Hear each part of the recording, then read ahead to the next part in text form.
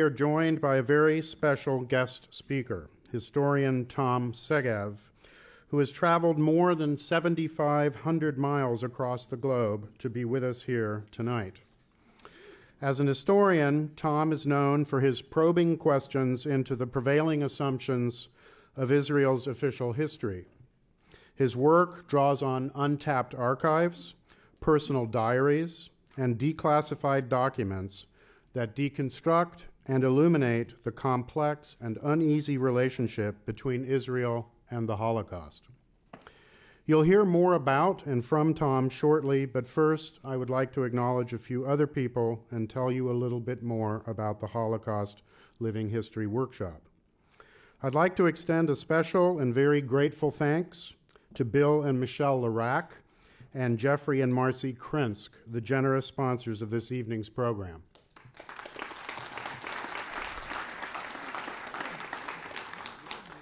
I also want to recognize Hillel of San Diego for their support. While the library and the Jewish Studies program are very much committed to continuing this compelling speaker series, we need the support of friends like the Laracs, like the Krinsks, like Hillel, to continue bringing in speakers like Tom Segev. So please contact us if you'd like to learn more about how you can help. Over the years, the Holocaust Living History Workshop has grown to become one of the university's most captivating community outreach initiatives. Now in its 8th year of programming, the workshop seeks to preserve the memories of the survivors of and the witnesses to the Holocaust by bringing in scholars, historians, journalists, and others who can share compelling personal narratives, shed light on new research, and stimulate thoughtful discussions about current events that underscore, more than 70 years later, the continued relevance of the Holocaust in world history.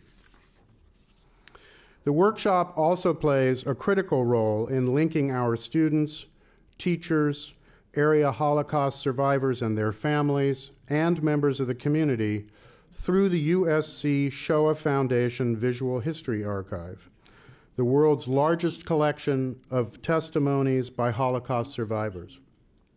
Before settling at USC, this archive was developed under the auspices of filmmaker Steven Spielberg to document the histories of Holocaust survivors for his film, Schindler's List. The UC San Diego Library is one of a handful of libraries and one of only 2 on the entire West Coast that provides access to this tremendous resource through our ongoing licensing arrangement with the Shoah Foundation. And now to our distinguished speaker, Tom Segev. Born in Jerusalem to parents who fled Nazi Germany, Tom earned his BA in History and Political Science from the Hebrew University of Jerusalem and his PhD in History from Boston University. Besides serving as a visiting professor at UC Berkeley, Rutgers University, and Northeastern University, he has contributed a weekly column to the prominent Israeli newspaper Haaretz. Segev's international fame as an historian is based on his path-breaking works on Israeli history, works that have been translated into 14 languages. One of Israel's so-called new historians, Tom has helped to challenge some of the country's founding myths. His book, The Seventh Million, The Israelis and the Holocaust, published in 1991, was one of the first works to demonstrate the decisive impact of the Shoah on Israel's identity, ideology, and politics. His study of the pre-state period, titled One Palestine Complete, Jews and Arabs Under the British Mandate, published in 2000, won the National Jewish Book Award and was named the New York Times Editor's Choice Best Book.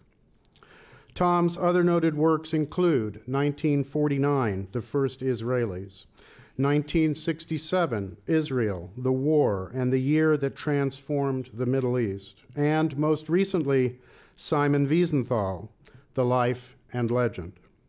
He is currently at work on a biography of David Ben-Gurion.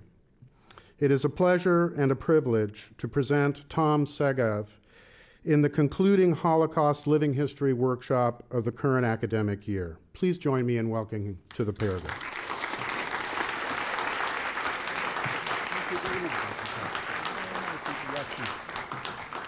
Thank you very much. Thank you. Those of you who follow the news from Israel may be aware that the Israeli Ministry of Education has recently introduced a Holocaust program for nursery schools. In preparing our meeting tonight, I asked my granddaughter to brief me on the program. Leah is 4 years old, and so she's a good source. Exposing little children to the Holocaust is part of what it means to live with the Holocaust on an everyday basis. The Holocaust is part of our everyday life, and it is a major element of our collective identity, and it is constantly guiding us in the choice between basic values. There is, in fact, not a single day without some reference to the Holocaust in one of the Israeli media. And recently, you may have followed the heated discussion about the proper lessons of the Holocaust, which eventually led to a major government crisis. This has not always been the case. In fact, there was a time when the Holocaust was a complete taboo in Israel. Parents wouldn't talk to their children about it, and children wouldn't dare to ask. So let me take you first to the beginnings of life with the Holocaust. The first reports about the extermination of the Jews arrived in Palestine more or less in real time. Part of the information was published in the newspapers. Somewhere in the internal pages of one of the papers, you can find that the Nazis are pushing Jews into gas chambers, and this happens next to a little village in Poland called Treblinka. It was in the paper. But the news about the extermination of the Jews very rarely hit the main headlines. The two major stories which interested the Hebrew press in Palestine at that time were obviously the news from the front in the war, World War War, and the future of Palestine.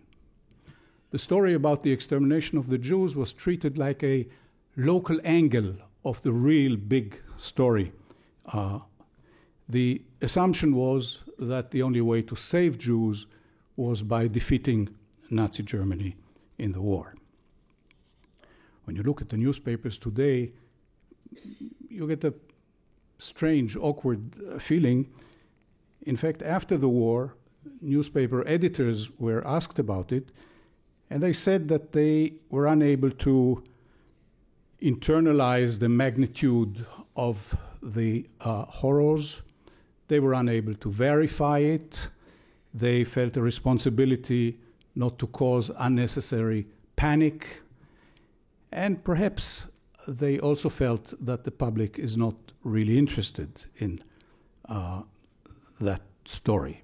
By the way, the Hebrew press in Palestine was not different from newspapers in other countries who all missed that story, including the New York Times. But the newspapers in Palestine did not properly report the extermination of the Jews, also because the Zionist movement was in fact unable to do much for those Jews. So this gave them an awkward feeling, and by the way, almost everything I'm saying tonight can make a book. Almost every sentence has made books. There are lots of books. Your library is full with books about other things, what could have been done for the Jews during the Holocaust. Zionism, as you know, predicted the Holocaust, but in the moment of truth, it was quite unable to do much for the Jews. Here and there may have been missed opportunities. What's more troubling with an historical view is the fact that most leaders of the Zionist movement were preoccupied with the events in Palestine rather than with the events in Europe. Already during the war, the extermination of the Jews, the Holocaust, was treated like something that belongs in the past, some piece of history. Most victims of the Holocaust were still alive when leaders of the Zionist movement already began to accuse each other for not having done enough to save them. Most victims of the Holocaust were still alive when people in Palestine began to plan a memorial campus, and they also had a name for it, Yad Vashem. This was in 1942. And most victims of the Holocaust were still alive when jurists began to explore the possibilities of demanding compensation from Germany after the war. And of course, everybody was preoccupied with planning the future state of Israel. As you said, I'm working now on a biography of David Ben-Gurion. Ben-Gurion spoke a great deal about the need to save the Jews, but he always meant saving the survivors after the war. He always talked about saving Jews after the war. He was also preoccupied with the future of Palestine. In other words, he regarded the surviving Jews as the manpower, the soldiers that would populate the future state of Israel. The Zionist dream, as you know, was a European dream, but the Jews in Europe were gone now. And so the only Jews who were potentially regarded as the future population of Palestine were Jews living in Arab countries. And when the magnitude of the Holocaust became clear, the fact that 6 million European Jews were gone, most of them European Jews, were gone, Ben-Gurion understood that it's time to discover the Jews who live in Arab countries. And he did so with great apprehension. He did so with great disappointment, because that was not the country he saw in his dream. He understood that the future state of Israel will not be based on people who grew up in Europe, not people who will bring to the new state European culture, European values. And he also feared that these people will not be able to fulfill the tasks. For example, he feared that people from Arab countries who will be settled in some new areas along the border, they will escape the moment they hear the first shot, because they are not like us, people from Europe who are heroic and know what should be done. So on the basis of what he wrote about the Holocaust and what he said about the Holocaust, I've concluded that for Ben-Gurion, the Holocaust was not first and foremost a crime against humanity, not first and foremost a crime against the Jewish people, but first and foremost a crime against Zionism, and specifically a crime against the state of Israel, which was in the making.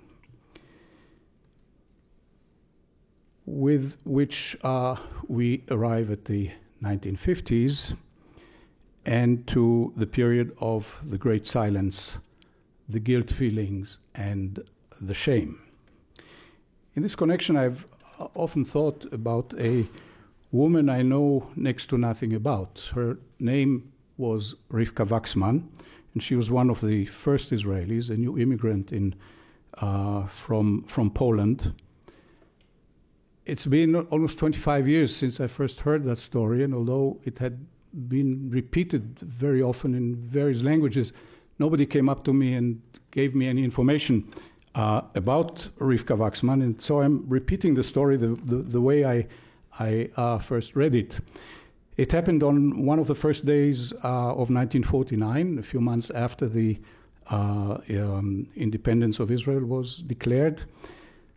The first Arab-Israeli was drawing to a close.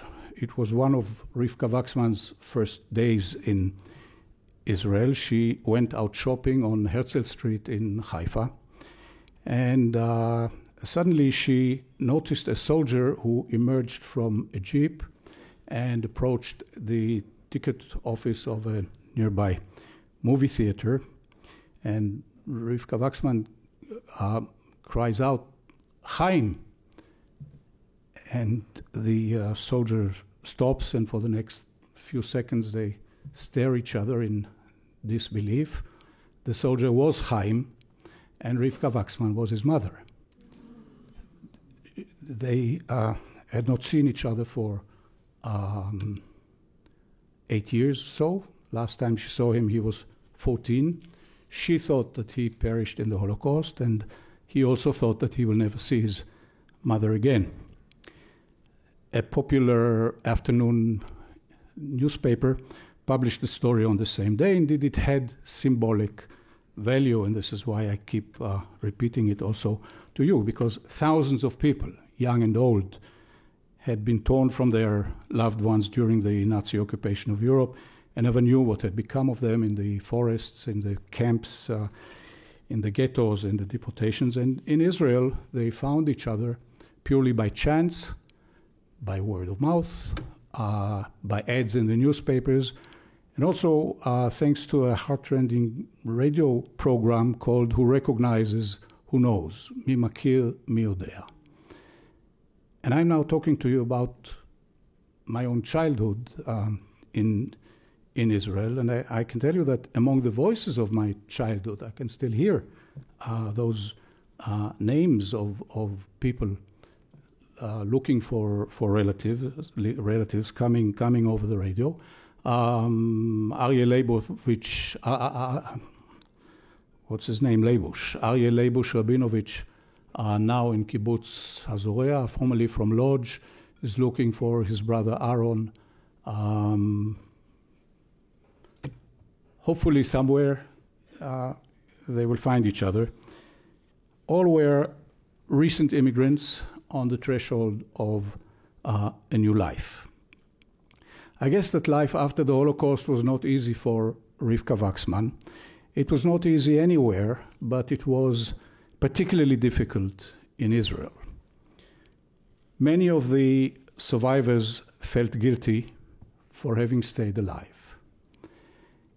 And more than once, they were required to feel ashamed. The assumption was that if somebody survived the Holocaust, he must have survived on the expense of somebody else. And therefore, by definition, a Holocaust survivor must have been bad and evil. Very, very common view, by the way, expressed in so many words by Ben-Gurion, among other people. They were referred to as human debris, avak adam in Hebrew, again by Ben-Gurion. Again and again, they were asked, why did you not defend yourself? Assuming that we, proud, heroic Israelis, would have not let the Nazis do these things to us. Everybody of us, as you know, is Paul Newman. So why did you go to like sheep to the slaughterhouse? The survivors radiated weakness, which Israelis wanted to get rid of. And there is a famous story written by Aaron Appelfeld, the novelist, about a boy who survives the Holocaust and gets to be in Palestine, is sent to a kibbutz, And he remains pale. He comes pale and he remains pale. And so the other kids in the kibbutz beat him up. And he said, I'm trying to get a sunset. I'm sitting in the sun all day, but I can't. And so his paleness reminds them of the Holocaust. It's actually bringing the Holocaust with it to the kibbutz, and that's what they want to get rid of. And so they take revenge at him because he remains pale. You may also know that a very popular slang reference in Israel for Holocaust survivors was sabon, based on the erroneous assumption that the Nazis manufactured soap from the bodies of their victims. So this was a difficult time for survivors.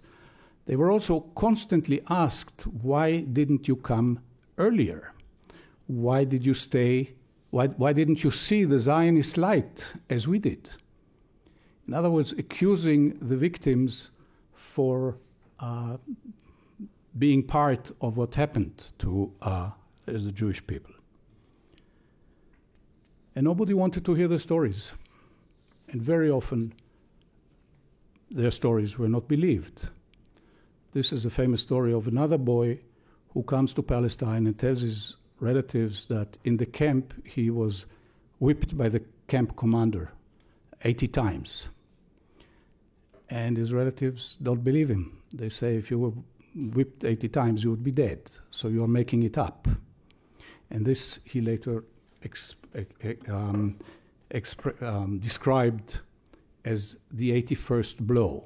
This is a very common expression in Holocaust memory, the 81st blow, the blow that my relatives didn't believe me. Now we are talking about Israelis who very often felt guilty themselves because the Zionist movement was not able to do more for rescue because they didn't really care. And the survivors very often told them, look at your newspapers. There are stories about opera performances, there are stories about fashion shows, there are stories about football games. There is, in fact, one item in a newspaper printed about a football game, printed above a story about the fate of Jews in some Polish town. So we have a very, very painful conflict here. There was the personal level also of veteran Israelis. They left the town in Poland or somewhere, leaving their parents behind. Naturally, one would think, well, maybe if I stayed in Poland, I would have been able to do something for my parents. Now my parents are gone. And then there also was the everyday level. I mean, how do you talk to, first of all, how do you live in a country after Auschwitz? How do you build your life after Auschwitz? But there was also the problem of life with those people. How do you live with a person who carries a blue number on his arm? How do you work with them? How do you go on the bus with them? How do you go to the movies with them? How do you fall in love with them? How do you accept their children in school? What do you do with these people? How do you relate to them? So I think that never before did any society face a more difficult confrontation with what we call the other than the Israeli society in those days. And this is when everybody agreed that the best thing to do is not to talk about it. And that's when the period of great silence was born. The Holocaust was hardly mentioned. We did learn something about the Holocaust in school. When I grew up in the late 1950s, the Holocaust was depicted mainly in form of Nazi sadism. Very little was ever said about the political and ideological background that made Nazism possible.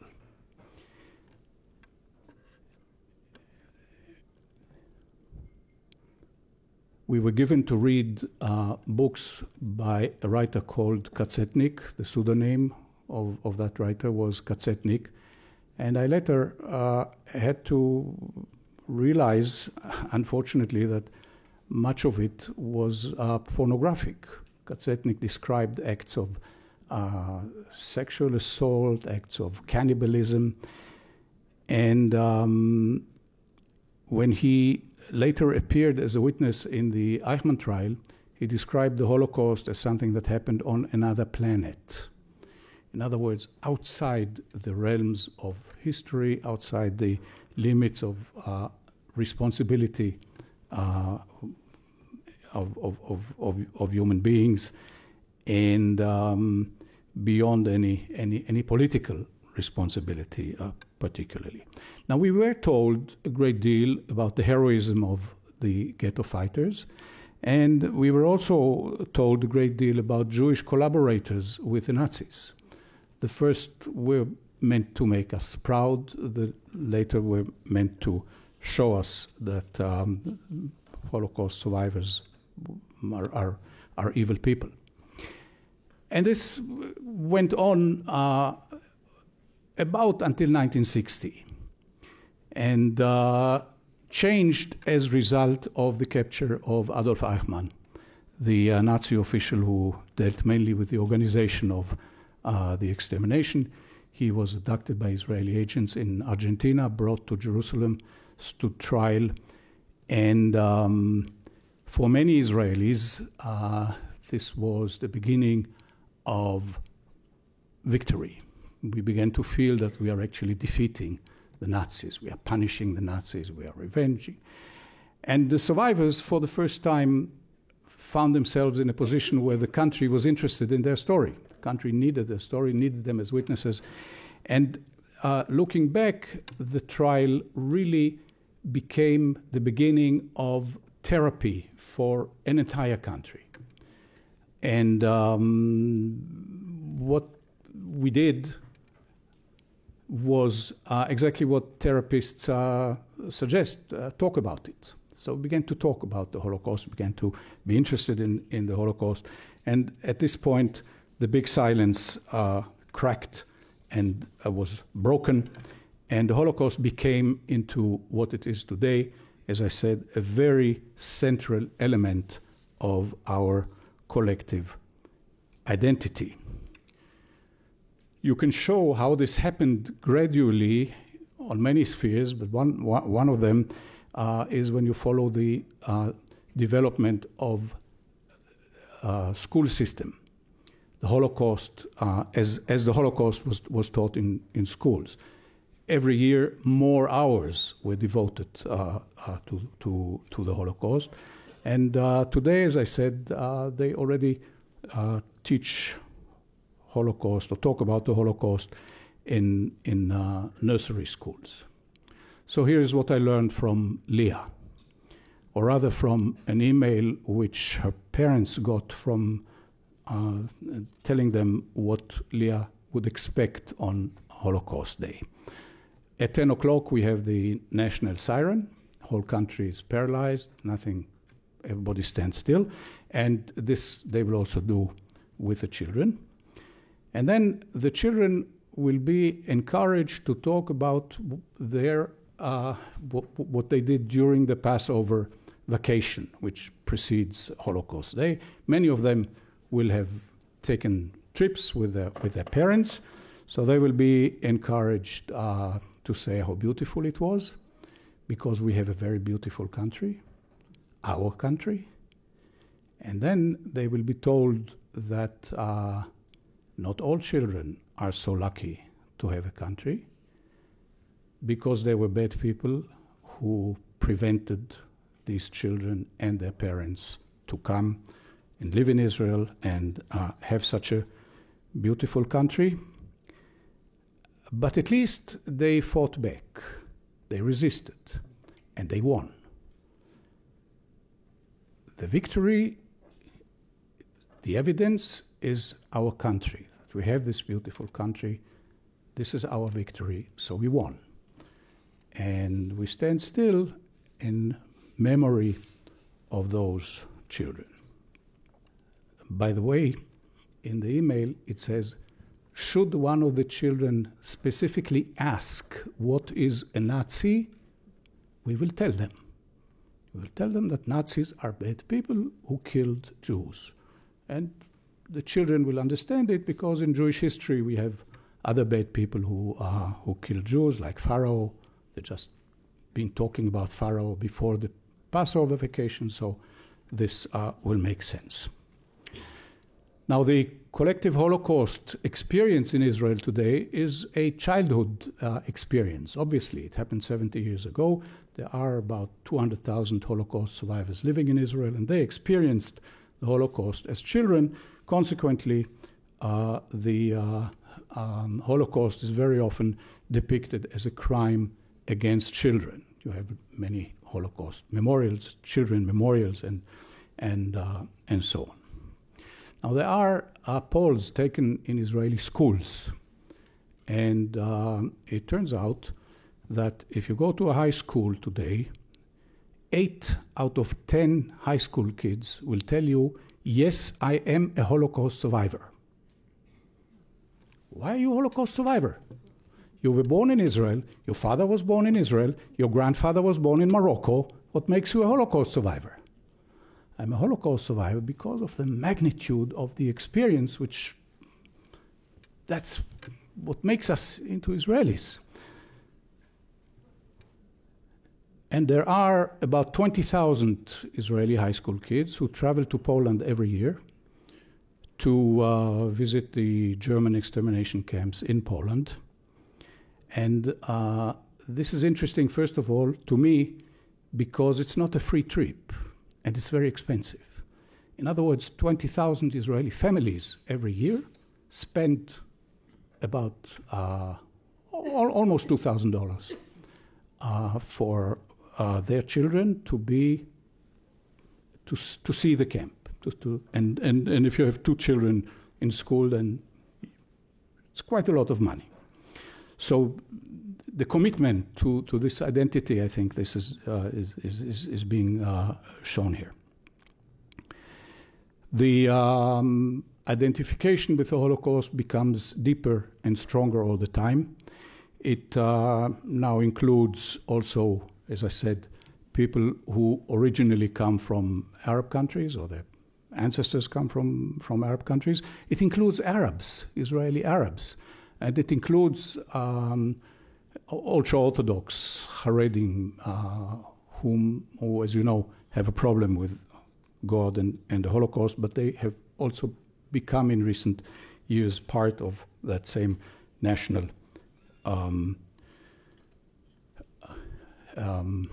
memory and part of identity.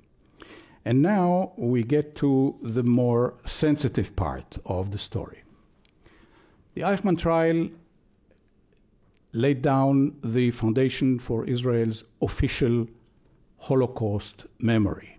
Its main contention was that the extermination of the Jews was a unique crime unlike anything that ever happened before in history.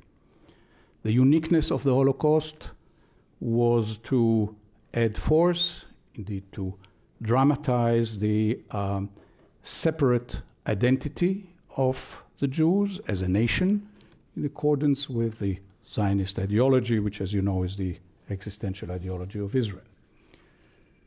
In fact, Israel regards itself as the historical, indeed the moral answer to the Holocaust. David Ben-Gurion stated as early as 1946 that the establishment of Israel would constitute proper compensation for the destruction of European Jews.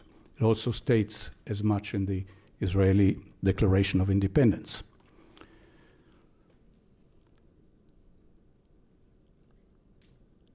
This is also the purpose of encouraging the international use of the Hebrew word Shoah, which really makes no sense. Shoah is a Hebrew word. Most of the Holocaust survivors, victims, did not speak Hebrew. But the need to monopolize the Holocaust is is the reason why, especially in France and in Germany also, people are encouraged to say Shoah, the research, Holocaust research, and so on. And so Israel adopted a firm and almost sacred Holocaust doctrine, and any deviation from this doctrine was, and to some extent still is, considered to be in dangerous proximity to Holocaust denial. But as part of the Israeli identity, the Holocaust has generated much moral and political discussion. We constantly argue about the proper Holocaust lessons. This argument often leads us to consider whom we are, whom we want to be, and this is obviously a political discussion, because collective memory is always the result of some political arguments and decisions. This past year, you probably saw more than once Prime Minister Netanyahu waving Auschwitz pictures and plans when he talks about Iran being the new Hitler. Not the first. There is not a single Arab leader who was not at one point or another compared to Hitler. And Netanyahu, of course, also made the historical revelation this year that Hitler got the idea to exterminate the Jews from Palestinian leader Haj Amin al-Husseini, the Mufti of Jerusalem. He's the one who, according to Netanyahu, told Hitler to kill the Jews, to which Hitler probably said, wow, why didn't I think about it myself?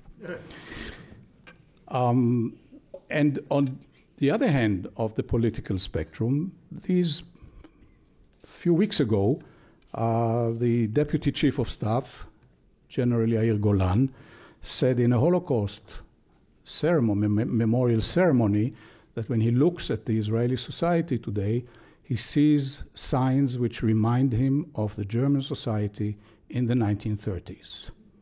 This is a very, very controversial thing to say. And it was the beginning of the present government crisis. Those of you who look at Haaretz, as I'm sure you all do, may have seen yesterday an article against Major General Golan written by Moshe Arens, who was not only a Holocaust survivor, but himself Minister of Defense and ambassador, Israeli ambassador in America. And he tried to prove that it's wrong, and it's wrong to say. But you see how it's at any other time I would be able to give you these examples, because, as I said, it's constantly there. Now, it is often very, very difficult to distinguish between genuine Holocaust sentiments and manipulated Holocaust arguments. In Israel, you find them all. And if you develop the ability to distinguish between them, then you hold in your hand a key to the understanding of the Israeli society. I would argue that genuine Holocaust sentiments led Israel's decision to bring into Israel in 1949 an enormous number of people, new immigration. The immigration of 1940 makes really no sense to bring hundreds of thousands of people when you don't have housing for them and no hospitals and no school. But after the Holocaust, you can't expect anything else. And I think that genuine Holocaust sentiments led to the decision to develop Israel's own nuclear project. Because after the Holocaust, you really need to have everything available anywhere to define themselves. And genuine Holocaust sentiments also led to the Six-Day War. Because on the eve of the Six-Day War, there was this genuine Holocaust fear in Israel. In other words, three of the major decisions ever taken in Israel's history were taken under the influence of the Holocaust. And perhaps we can add a fourth decision, and that is the decision to run the state of Israel as a democratic country. Although the Zionist movement had always followed practice of the, parliamentary democracy, but still it's a decision. Do I run Israel as a democracy, or do I give it a different? And of course, the meaning of democracy is in itself a matter for political disagreement. The high school students who travel to Auschwitz are most often expected to recharge their patriotic batteries there. So at the entrance to the gas chambers, they will repeatedly hoist the Israeli flag and sing the Israeli anthem. The lesson they are supposed to bring back from there is that never, never again should anything like that happen. Therefore, Israel must be as strong as possible, and therefore we as heirs of the victims are also entitled to do everything and anything that it takes to preserve the existence and security of Israel. And all in all, basically a very pessimistic message. The whole world is against us, and we are alone.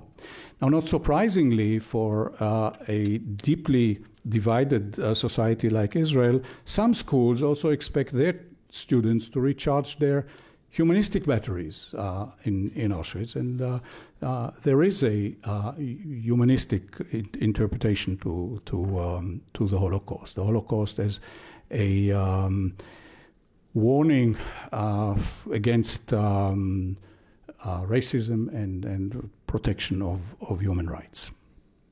Those students will be taken, for example, to a monument in memory of the Sinti and Roma, the gypsies, as we commonly call them. At the National Holocaust Museum in Jerusalem, the Yad Vashem Museum, some reference, not very visible, but some reference is made to the Nazi euthanasia program and to the persecution of gays and Jehovah's Witnesses. Some, but very few, genocide studies are today available in Israel.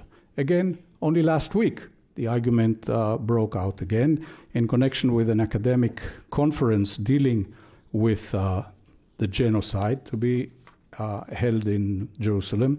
Yad Vashem does not view it with favor, and is in fact not participating in that conference.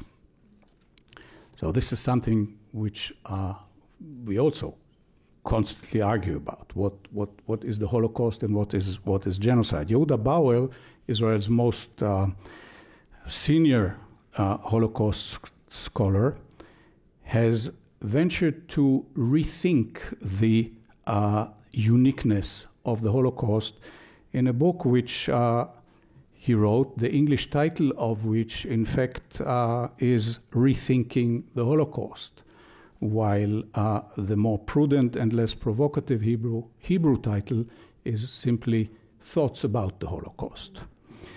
And in a chapter called Comparing the Holocaust to Other Cases of Genocide, Bauer counts a number of Holocaust singularities, but in a final statement he describes the Holocaust as an extreme form of genocide.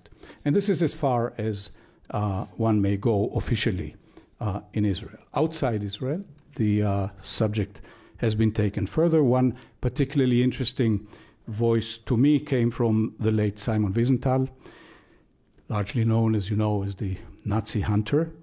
Wiesenthal developed a wide humanistic and universal concept of the Holocaust. He regarded the extermination of the Jews as an inevitable result of crimes the Nazis had first committed against themselves, and he did not hesitate to compare the Holocaust to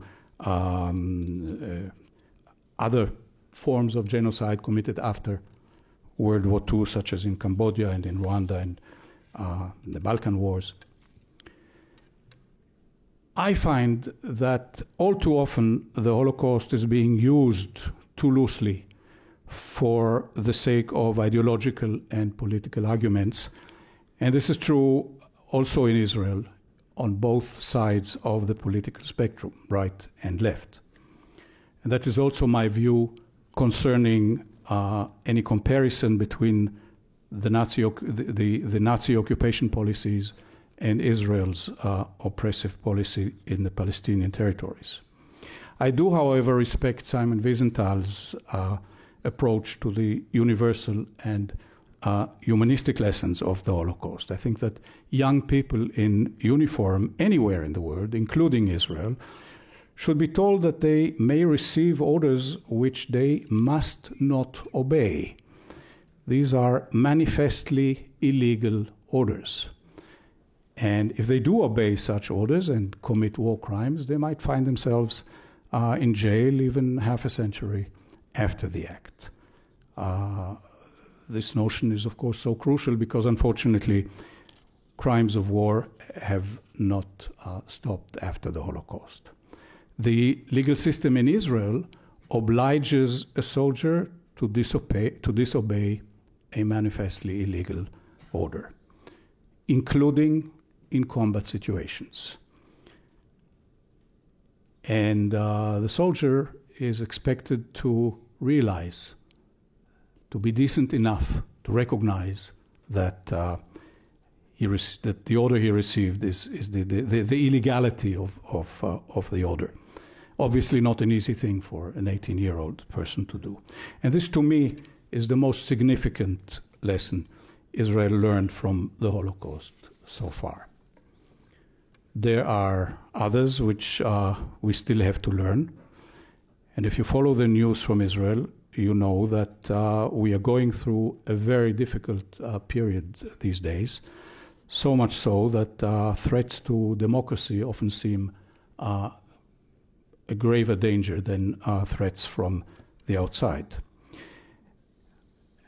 I regret to say that racism is becoming widespread in Israel, very common and often legitimate.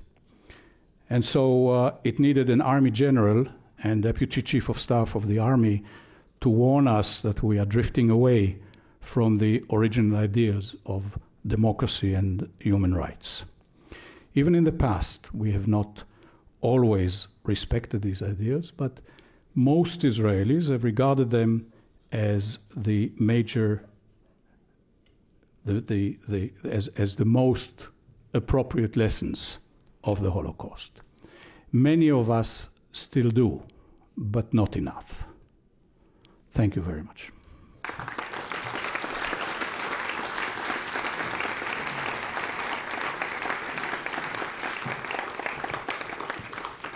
Well, thank you very much. Every theme that we discuss in the classroom, everything we think when we read the newspaper, all the conversations over dinner have all been expressed in a very concise and fascinating manner. So we have time for questions, and I know we have a very well-informed audience here, so let's hear the questions. Bring them on. In 1943, late 1943, my father was among a very small group of Jewish teenagers who found their way out of Bulgaria and made their way to Palestine. Perhaps you know Kibbutz Urim. He did not expect to see his family again. In 1949, shortly after the state was declared independent, the Bulgarian communist regime allowed nearly all of the 48,000 surviving Jews to emigrate, many of them to Israel, inexplicably. Yet the Russian government did not allow the Jews of Russia to leave for many years. Can you explain why that occurred? Yes, first of all, other communist countries also allowed the Jews to leave, and they did so for two reasons. One, because they got permission from Russia to do so, and secondly, because Israel and the Jewish people paid a lot of money for them. In fact, the price for a Jew, the beginning price was $1,000, as Hungary demanded, and eventually they let them go for $300 a head. Bulgaria, by the way, counted 2 children as 1 adult for the same price of $300. So they needed the money, and they wanted to get rid of the Jews. And the Soviet Union had ideological difficulties letting so many people, admitting that so many people are unhappy as the Jews. Eventually, that's the main reason why for so many years they did not let them go. It was only after they went through this ideological revolution that they said, okay, if they want to go, let them go. But not even money. Obviously, money was offered to Russia as well, but they did not let their own Jews go. So that's the difference. And if you look at the minutes of the Israeli cabinet, which are now open for research, it's quite chilling how they are discussing how much are we willing to pay and how much do we risk if we bargain, and can we bargain with the Hungarians or not. But it's they are really they are extracting too much money. It's not worth $1,000 per head. That's terrible discussions, but eventually that's the way it was. And in Bulgaria also. Bulgaria was the first country Ben-Gurion visited during right after the Holocaust. Very important historical visit for him, the Jews of Bulgaria. We'll take 2 more questions. Shalom v'toda. I wanted to know what's your opinion of Jewish day schools in the United States teaching a very biased Zionist view of Israeli history and of Jewish history. And also on the same token, if you have any recommendations to my generation, who now is, becoming very involved in elections in the United States, will become the generation that leads this country, and how would you recommend someone with an interest in really understanding Israel and its history to not only be a voice for American Jews, but to bridge that gap in understanding and also the difference of opinions? It all depends on your opinion. If you support the government of Israel, then you know what to do. If you don't support the government of Israel, then you are in trouble because you have to convince everybody else to make a distinction between the government of Israel and the state of Israel. And that's a difficulty which many people in America have, and perhaps you as a young person also, to make the distinction, which is a very natural thing for you as an American. You can easily say, I don't like this president, but that doesn't mean that I don't like America. But it's very difficult for many Americans to make the distinction, also because it takes a lot of thinking, a lot of responsibility, a lot of sophistication to say, I support Israel, I support the idea of Israel, but this is not the kind of policy I support. And to make the distinction between the policy and the country is something which I wish I would find more in America. But I very often find myself in a situation where people don't quite understand what it is I want to say. I told in a meeting today how I once talked to an American audience, and they bitterly complained about how anti-Israel CNN is. They kept saying, CNN, they keep attacking Netanyahu all the time. And I said to them, if they attack Netanyahu, then they are pro-Israel, they're not anti-Israel. But it didn't work so well. So. Okay. I see. It doesn't take us too long to wander into the present. Last question, Professor Grauber. I want to think back of your comments about your 4-year-old granddaughter and the Holocaust education. It made me think that it seems that there's a big gap between Israeli scholarship, which is more sophisticated than ever on the Holocaust, and thinking critical thoughts. They've even now translated Hannah Arendt's Eichmann in Jerusalem since 2000. So at the scholarship level, it seems very sophisticated. Yet it seems at the popular level, it's gotten more propagandistic, more simplistic than ever, and something that's becoming very unhelpful for the future of Israeli democracy. So do you think that's a fair statement of this gap? Yes, unfortunately, the most important works on the Holocaust have not been written in Israel.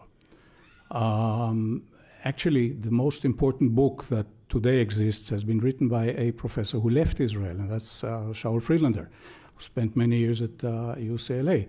If you want to read only one book, I would tell you this is the book to read. So it's perhaps, again, it needs much more thought and much more discussion, but you can perhaps prove that the atmosphere in Israel, the fact that the Holocaust is such a political issue and such an important element of the Israeli identity, makes it impossible to produce worthwhile research. I think that Israel's main contribution to Holocaust study concerns specific places. So yes, you have very good books about the ghetto here or the ghetto there, but you know, the Holocaust as part of history is something which many Israelis have difficulty. Had many researchers in Israel had a difficulty to do, and so I think that may be the answer. Okay, well, just a couple of words to sum up. It's been quite a day, and I'm very thrilled that Tom Segev has been with us. I've been wanting to hear this talk for, I don't know, 30 years, so for me it's a great culmination. Oh my God, why didn't you send me an email? There were no emails 30 years ago. That's probably why. I was first given a copy of The Seventh Million when my husband and I were living on a kibbutz, and we were in a search for a VCR to play movies for our infant son. And when I got to the house where we were staying, where the VCR was, as we'd escaped from the rigors of the kibbutz, my friend handed me a copy of The Seventh Million, and I had nothing to do with the VCR until I had read to the last page. So it's been fascinating. I want to sum up by stressing the complexities of scholarship. In the questions and in the answers, I think we heard again and again this paradox, which the gentleman over here I think expressed very well, which is sometimes the more we learn, the less we understand. Does that mean we should stop reading books and writing books and trying to get the great synthesis and the small details and bring them into conjuncture, and then to use that work and our studies to illuminate the present? We can only keep trying. So thank you very much. Thank you. Thank you. Okay. Very nice. Thank you.